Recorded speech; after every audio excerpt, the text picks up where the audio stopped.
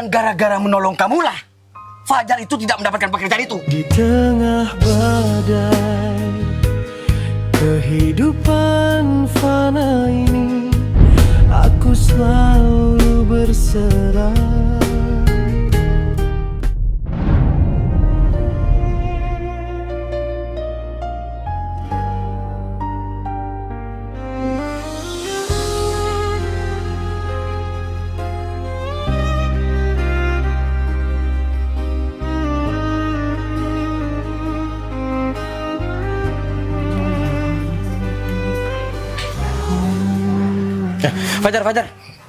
Fajar.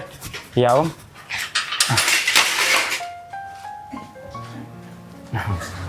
Mau kemana?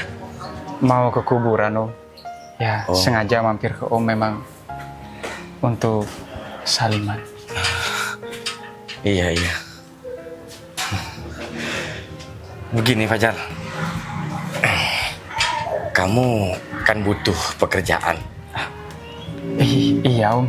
Nah, di tempat temanku itu ada pekerjaan kalau kamu mau. Alhamdulillahirabbil alamin. Terima kasih banyak Om. Iya, sama-sama.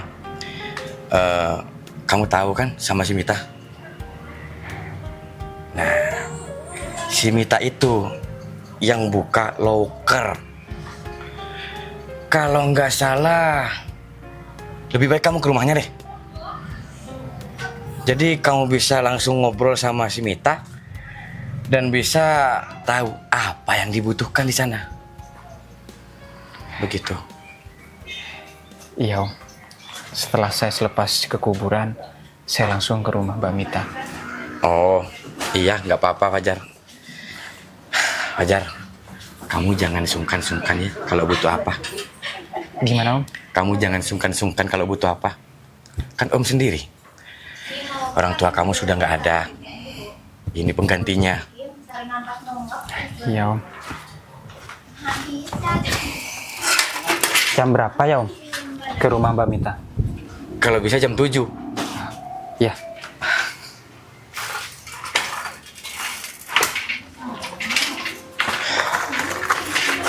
Kasihan si Fajar. Semoga saja dia keterima.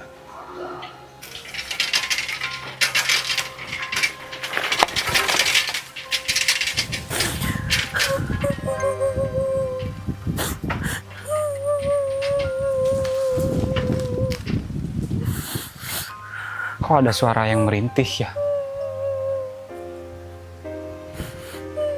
Kan biasanya di kuburan ini ada orang yang menangis.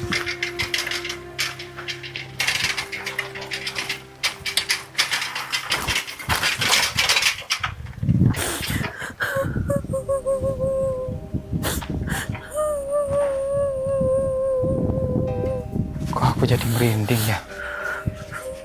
Ini kuburan. Di siang hari malah ada suara begini. Astagfirullahaladzim. Allahu la ilaha illa huwal qayyum. La ta'khudhuhu sinatun wa la naum.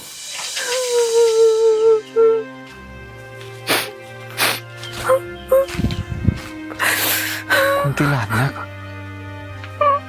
Kuntilanak masa di siang bolong?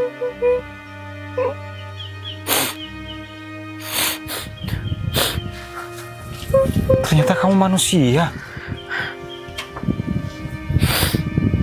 Aku pikir kamu kuntilanak, kamu menangis di tengah kubur kayak gini. Siapa kamu? Aku asli orang kampung sini. Aku barusan mau mengaji di kuburan almarhum orang tuaku. Ternyata aku mendengar suara yang menangis, ya udah aku samperin. Iya. Aku lagi banyak masalah. Setiap orang itu pasti memiliki masalah. Tak terlepas seorang pun terlepas dari masalah. Kamu dari mana? Kok bisa ke kampung ini? Aku dari kota. Aku kabur dari keluarga aku. Inna lillahi wa inna ilaihi raji'un.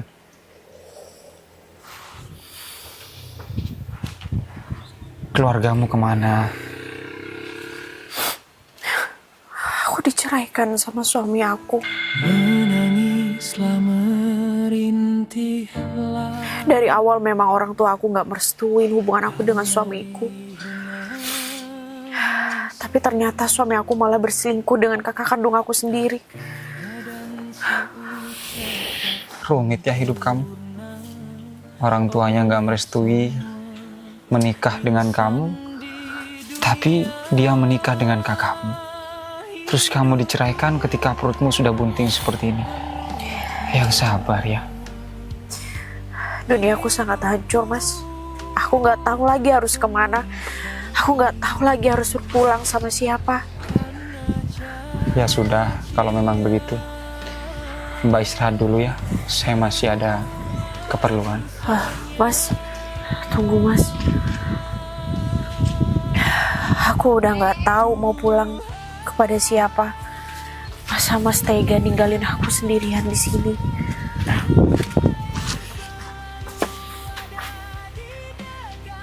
Apa kamu nggak pegang uang sama sekali untuk pulang? Aku keluar dari rumah membawa uang, Mas. Tapi hanya 100.000. Itu pun untuk buat tadi aku makan dan ongkos perjalanan ke sini.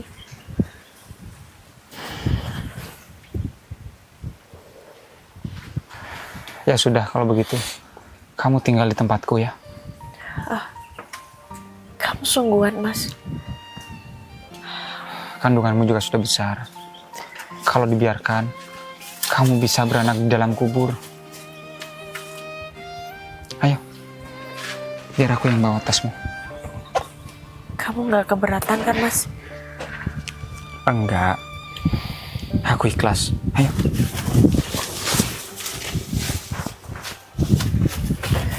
Awas hati-hati.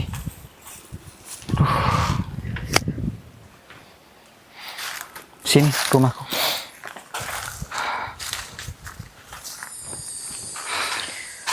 Di sini rumahku.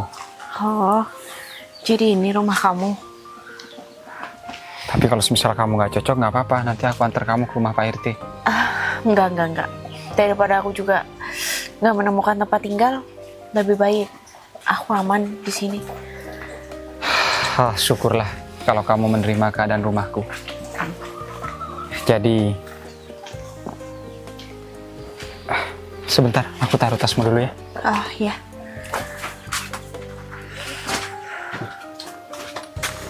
Jadi sembari kamu istirahat di dalam, aku akan rolling in action. Aku akan tinggal di musola. Kok di musola nggak di dalam aja? Peraturan yang berada di desa ini, laki-laki dan perempuan yang tidak menikah itu tidak boleh bersama. Kalau dipaksakan bersama, nanti bisa menjadi fitnah. Ketika menjadi fitnah, maka aku akan diusir di desa ini. Oh, kalau di kota sih yang penting ada batasan aja udah cukup. Di sini beda, adatnya sangat kental dan sangat menjunjung tinggi agama. Kalau begitu kamu istirahat ya, karena aku masih ada pekerjaan yang harus aku selesaikan. Aku masih cari loker. Ya udah, kalau kayak gitu, makasih ya. Aku juga bakalan mau beres-beres di rumahmu. Syukur alhamdulillah. Di dalam ada terong bakar. Dimakan aja. Itu proteinnya sangat tinggi. Ya, ya udah, makasih ya. Ya. Masuk.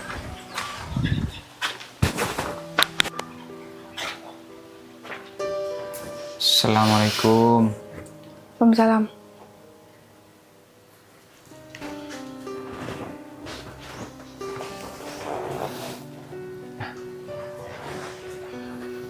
Permisi, Mbak Mita. Saya disuruh Om kesini, katanya ada lowongan cleaning service. Gak ada. Dari lubuk hati yang terdalam, aku menyembahmu, wahai. Apakah sudah terisi lowongannya, Mbak Mita? Lowongannya sudah terisi orang lain.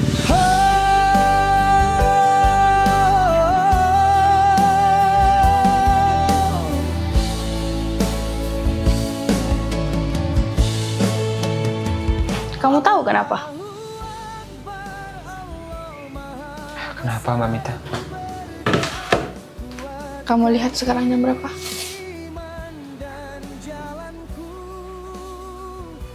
Jam 10 Mbak Mita. Kita janjinya jam berapa? Jam 7. Berarti kamu telat. Kamu membuang-buang waktu saya dengan teman saya. Waktu kami itu berharga daripada waktu kamu. Tapi saya terlambat barusan. Ada orang yang mau melahirkan Mbak Mita. Jadi dia itu nggak punya tempat tinggal. Jadi sementara saya balik lagi ke rumah saya bukan alasan Mbak Mita. Saya tadi masih menolong orang. Jadi, kamu mementingkan orang lain daripada kepentingan diri kamu sendiri. Nggak gitu Mbak Mita. Soalnya kan dia itu sudah sangat kepepet sekali, sudah kayak sakit. Menurut saya takut ada apa-apa. Itu di pinggir kuburan soalnya Mbak Mita.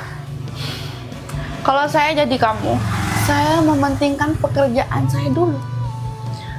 Di mana ada orang mau interview, bosnya yang nunggu 3 jam. Ya? Mana ada? Pikir kamu pakai logika, ya? Oh iya. Kalau orang miskin, orang rendahan seperti kamu, mana tahu waktu. Malah atasannya disuruh nunggu. Ya sudah kalau begitu Mbak Mita. Saya memang keliru. Saya memang salah. Ya sudah kalau memang saya tidak diterima, saya mohon maaf. Silahkan pergi.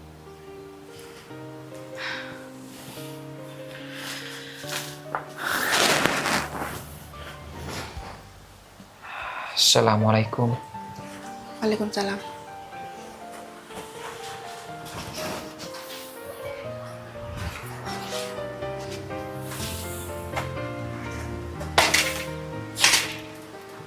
Ya Allah. Apa ini nasib hamba ya? Susah sekali mencari pekerjaan.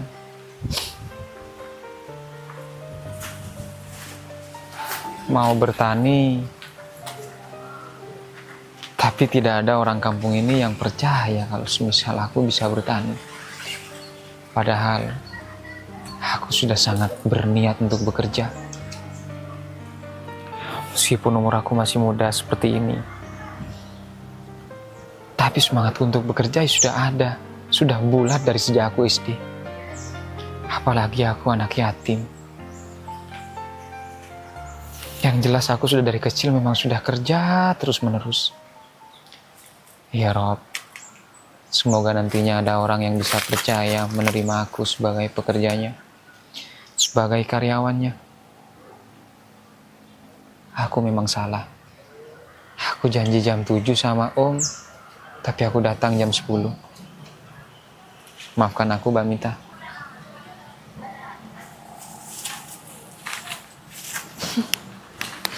Dasar orang miskin.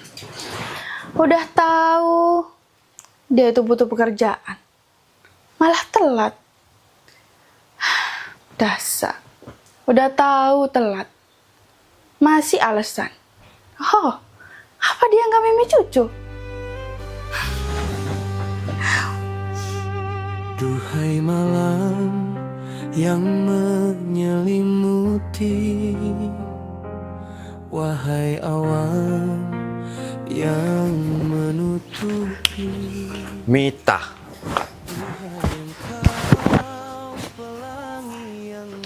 Ada apa? aku pikir kamu sudah tahu. Aku itu mau tanya, gimana perkembangan ponakanku yang sudah bekerja? Kan kamu makelarnya. Gimana?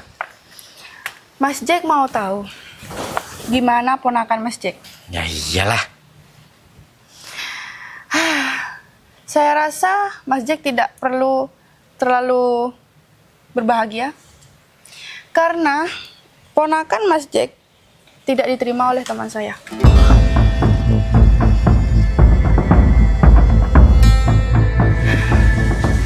Dia terlambat 3 jam. Apa perlu apa pantas ponakan Mas Jack itu diberi toleransi oleh teman saya? Secara ponakan Mas Jack itu yang butuh pekerjaan. Kok bisa telat ya? Padahal dia orangnya kompeten. Dia orangnya sportif dalam waktu. Kau masih nanya, kenapa dia telat? Dia ponakan Mas Jack. Kenapa Mas Jack tidak bertanya?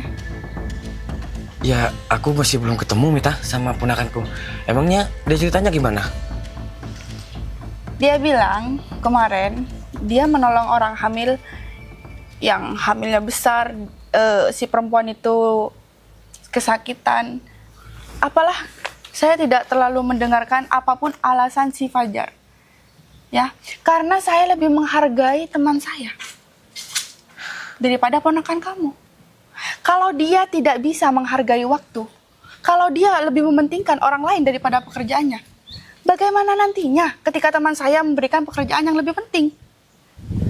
Gini-gini. Atau jangan-jangan ponakan kamu mencoblos sebelum waktunya? Apa?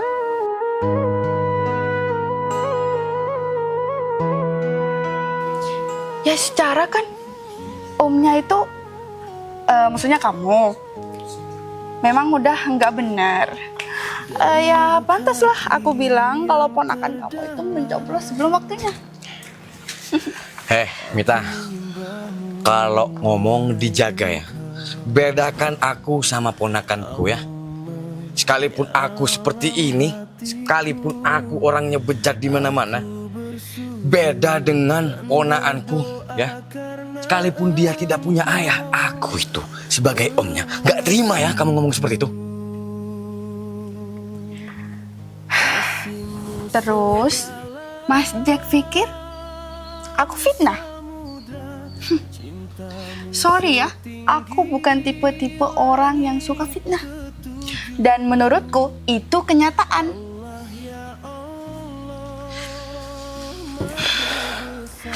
Ya sudah, aku tidak mau membuang-buang waktu di sini hanya untuk hal-hal yang tidak penting. Toh juga ponakannya Mas Jack nggak bisa menghargai waktu. Ya sudah, permisi.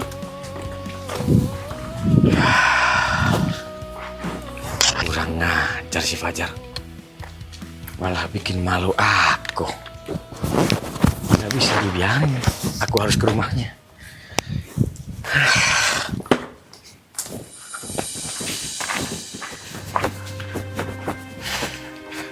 Fajar! Fajar!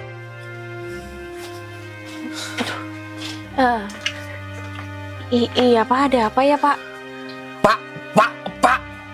Memangnya aku bapak kamu? Iya Pak, maaf. Ada apa ya Pak, kok panggil-panggil? Fajar kemana? Oh, Mas Fajar. Mas Fajar bilangnya mau pergi Pak, saya juga nggak tahu pergi kemana. Kamu siapa? Saya Novi Pak. Saya wanita yang ditolong oleh Mas Fajar. Oh, jadi perempuan ini yang ditolong sampai meninggalkan pekerjaan, yang ditolong sampai melalaikan apa yang harus didapatkan Fajar. Apa Pak? Maksudnya gimana ya Pak? Saya jelaskan ya, wanita bunting. Fajar itu lagi mau mendapatkan rezeki nomplok, mau mendapatkan pekerjaan. Kalau bukan karena perempuan modelan seperti kamu yang bunting tidak ada untungnya ini, dia sudah bekerja di perusahaan besar. Dan gara-gara menolong kamulah Fajar itu tidak mendapatkan pekerjaan itu. Di tengah badai kehidupan fana ini, aku selalu berserah. Walau apa yang Maaf ya Pak, saya nggak tahu apa-apa Pak. Soalnya Mas Fajar juga nggak cerita apa-apa. Memangnya dia butuh cerita sama kamu? Kamu siapa? Kamu hanya wanita jelata yang ada di pinggir jalan, yang ditolong, yang dikasihani oleh Fajar sampai kamu tiba di rumah ini. Ya Allah, ya Maha Pengasih, lagi Maha. Iya Pak, saya minta maaf Pak. Saya benar-benar nggak tahu Pak. Maaf, kalau boleh tahu, Bapak dengan siapanya Mas Fajar ya? Lancang, berani-beraninya kamu. Perkenalkan, saya ini omnya Fajar. Iya Om, saya mengerti. Sia-sia saya mencari pekerjaan Fajar, mencari pekerjaan untuk Fajar kesana kesini. Hah? Tiba-tiba dia tidak datang. Hah? Gara-gara siapa? Gara-gara orang hamil begini. Hah? Hah?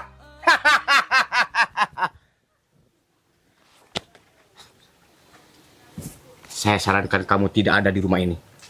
Saya harap kamu pergi dari rumah ini. Kalau misalkan saya pergi dari sini, terus saya tinggal di mana Om? Bodoh amat. B-O-B, D-A-D-A, M-A mati.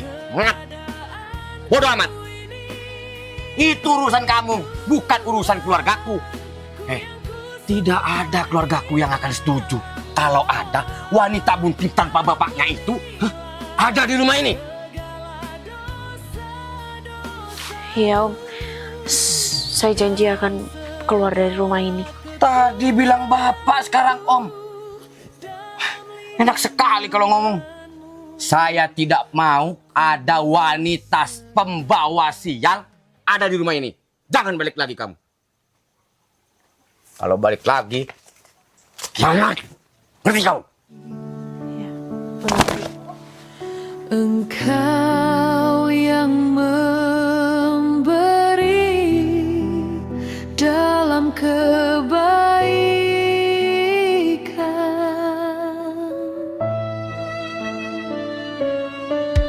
Jangan biarkan hati kami dikuasai kesombongan. Ya Robbi, aku sudah muter-muter cari pekerjaan dari subuh sampai sore. Aku masih belum menemukan lowongan pekerjaan sama sekali. Apa aku harus keluar negeri ya? Aku cari uang yang banyak, terus aku balik lagi ke rumah ini. Rasanya aku udah putus asa mencari pekerjaan di kampung ini.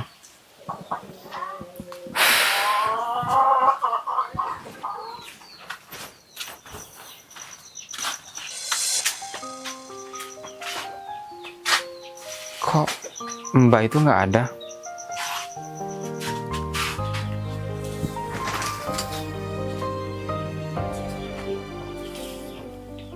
Apa ini? Cincin sama kertas.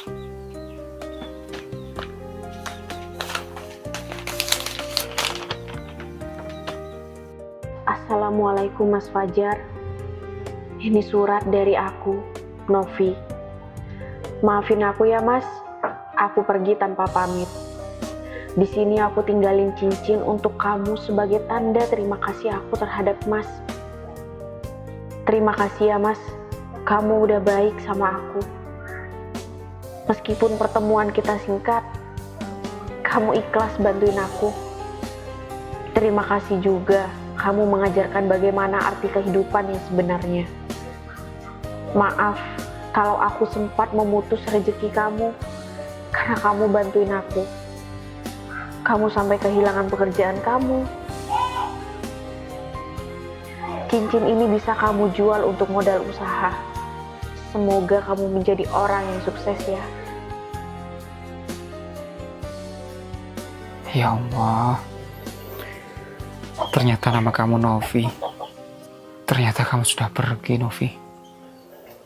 Aku juga baru tahu bahwa nama kamu adalah Novi. Maafkan aku ya, Novi. Kalau aku harus menjual cincin ini untuk modal aku untuk kerja. Tapi aku berjanji, Kalau aku sukses nanti, akan gue ganti cincin ini. Berat bagiku untuk menjual cincin ini. Asal kamu tahu, Novi, aku tuh ikhlas membantu kamu. Cuman memang karena keadaanku sekarang adalah orang yang tidak mampu. Maka dari itu aku harus menjual cincinmu.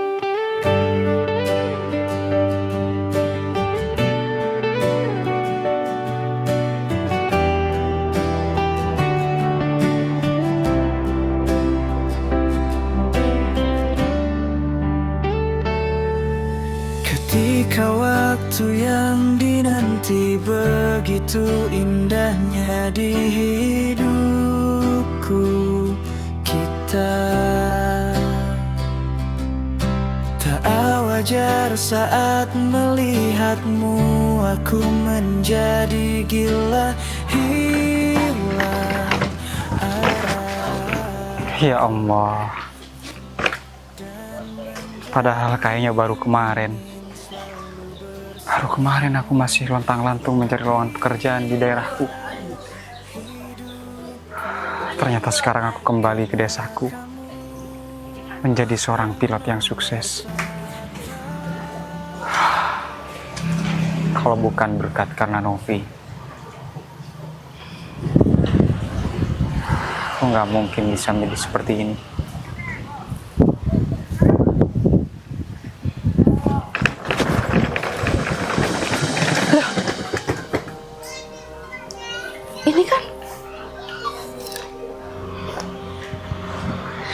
Ini kamu? Iya, Mbak Mita.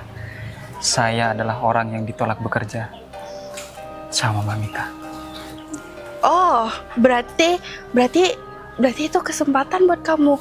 Dulu kan aku tuh kan mikirnya kamu belum siap. Jadi kan itu bisa jadi peluang kamu bisa sukses kayak gini. Sepertinya itu keliru.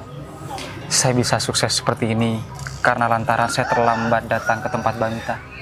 Saya menolong seseorang dan seseorang itulah yang membuat saya sukses seperti sekarang. Bukan Mbak Mita. Tapi gimana kalau kita menjalin hubungan? Kan aku punya bisnis dan kamu sudah sukses. Dan sepertinya Mbak Mita bukan mencintai saya, tapi Mbak Mita mencintai seragam saya. Kalau Mbak Mita memang benar mencintai saya, harusnya ini dikatakan dulu waktu saya masih menjadi seorang gelandangan yang mencari lowongan pekerjaan. Tapi kan gara-gara hal itu kamu jadi sukses. Mbak Mita, saya tidak menyimpan rasa sama sekali terhadap Mbak Mita. Jadi kalau memang Mbak Mita menyimpan rasa terhadap saya, simpanlah itu baik-baik di dalam hati Mbak Mita sendiri. Karena saya tidak memiliki perasaan terhadap Mbak Mita.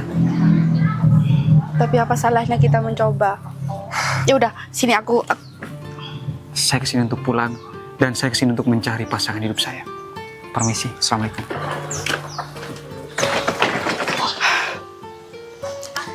Bisa-bisanya ya dia nolak aku. Padahal di sini aku loh punya bisnis. Aku kurang cantik apa coba? Aku udah cantik, aku kaya, aku punya segalanya.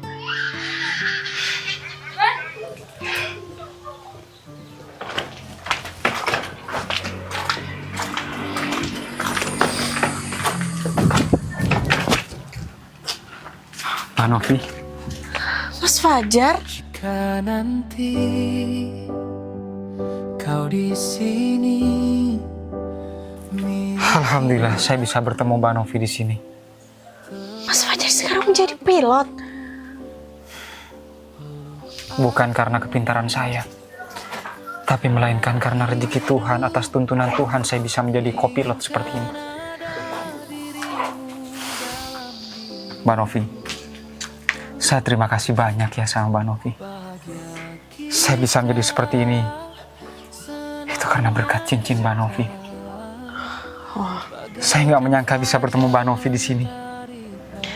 Aku juga nggak menyangka lo bisa bertemu sama Mas Fajar di sini. Bagaimana keadaan Mbak Novi sama bayinya? Bayi aku diambil oleh suami aku, Mas. Astagfirullahaladzim.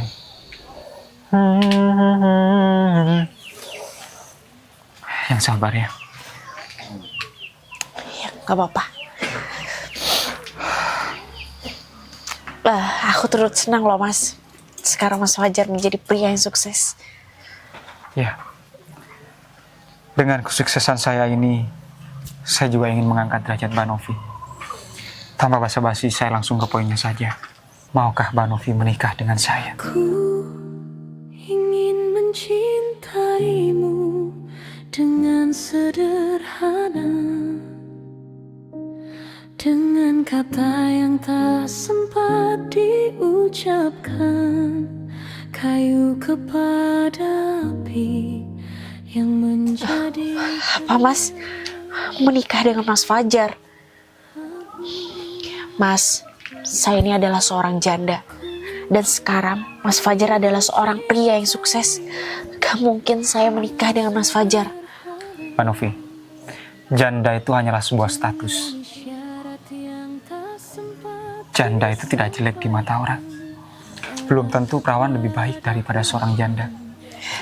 Lantas bagaimana kalau semisal hati saya sudah jatuh cinta terhadap seorang janda? Karena seorang jandalah yang bisa membangkitkan hidup saya. Seorang jandalah yang bisa membangkitkan dan mensukseskan hidup saya. Tapi Mas Fajar, keadaan dunia memang udah terbalik juga. Kalau misalkan Mas Fajar berjodoh dengan aku seorang janda dan keluarga yang berantakan, apa kata orang? Selama ini saya tidak pernah hidup, apa kata orang? Saya hidup, apa kata saya? Saya cuma punya 2 tangan yang hanya mampu menutup telinga saya. Saya tidak mampu menutup mulut semua seseorang dengan kedua tangan saya. Tapi kehidupan yang sekarang, Mas Fajar udah berubah. Mas Fajar harus bisa mencari perempuan yang lebih sempurna, yang sama pendidikannya dengan Mas Fajar. Mas Fajar dulunya kan sudah mengalami hal sulit. Jadi saya berharap Mas Fajar bisa menemukan kebahagiaan yang lebih sempurna. Sekarang Mbak Novi tinggal di mana? Jauh dari sini? Enggak Mas, dekat dari sini. Bolehkah saya bermain? Bolehkah saya sekarang berkunjung ke tempat Mbak Novi? Tapi rumah aku hanya mengontrak Mas. Dulu Mbak Novi menerima kekurangan saya. Terlalu munafik, terlalu laknat bagi saya kalau misal saya sekarang nggak menerima keadaan dengan Mbak Novi. Ayo, Mbak Novi di depan. Bagaikan langit di sore hari, berwarna biru sebiru cintaku, takkan ku lepas dan takkan ku tinggalkan dirimu di sini. Ini rumah kontrakan aku. Aku emang cari yang sederhana karena kan aku hanya tinggal sendirian. Ini sangatlah bagus buat aku. Kamu kan tahu rumahku hampir mau roboh. Iya, aku masih ingat rumah kamu. Bagaimana pengalaman kamu yang sekarang? Terbang maksudnya. Iya, Setiap kali aku menerbangkan pesawat, aku selalu ingat cincin kamu. Sampai aku kembali ke kota di mana aku menjual cincin itu. Aku merasa berdosa dan sangat bersalah ketika aku menjual cincinmu untuk kepentinganku. Tapi semuanya belum berakhir begitu saja. Aku masih membawa cincin kamu. Cincin ini kan? apa? Kamu bisa mendapatkan cincin itu kembali? Aku menembusnya dengan harga 10 kali lipat. Karena penjualnya tidak mau dijual lagi. Cincin ini lebih berharga daripada sekedar uang. Sekarang, aku kembalikan lagi cincin ini terhadap orang yang berhak. Permisi ya. Dan izinkan aku menyenangkan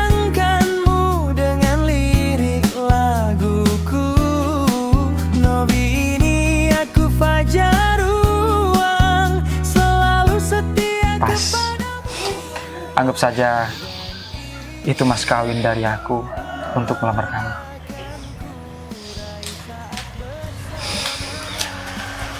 Berarti kamu sungguhan, Mas, untuk menikahi aku. Tekadku sudah bulat, pikiranku sudah kuat. Dari aku menjadi tidak mampu sampai menjadi mampu seperti sekarang, cuman kamu perempuan satu-satunya yang mampu membangkitkan semangatku melalui surat dan melalui cincin itu.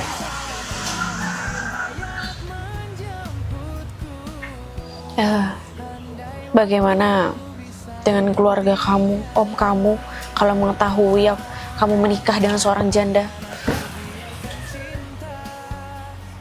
Omku harus berterima kasih, dan keluargaku kalau perlu harus bersujud terhadap perempuan yang bisa membangkitkan kesuksesanku. Omku memang baik, tapi untuk karirku, hidupku, pasanganku, aku sendiri yang menentukan. Nanti aku bawa kamu ke tempat hunian yang baru. Kamu bebas, jangan pernah malu mengatakan bahwa dirimu seorang janda. Siapapun yang bertanya, temanku, saudaraku, siapapun semuanya, aku tidak membatasi kamu untuk menjelaskan siapa dirimu. Karena aku menikahimu, karena aku mencintaimu, itu bukan karena kelebihan kamu. Aku harus mencintai kamu kekuranganmu dulu. Aku tidak pernah malu menikahi seorang janda.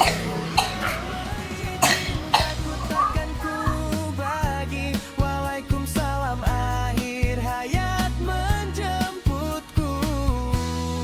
Andai waktu bisa dihentikan.